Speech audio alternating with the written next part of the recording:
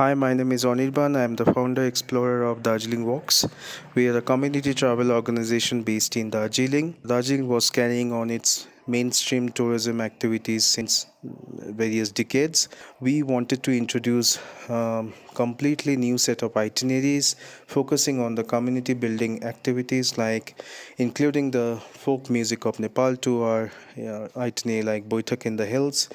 We have introduced heritage walks like Summer Capital Walk and Culture Shock, focusing on again the rituals and different aspects of their life of different ethnicities, and focusing on endangered rituals of the Tibetan Buddhism, which is historically a significant community, to minimize the mainstream tourism activity as much as possible and being responsible and looking for more and more opportunities to create a bond with the local life here.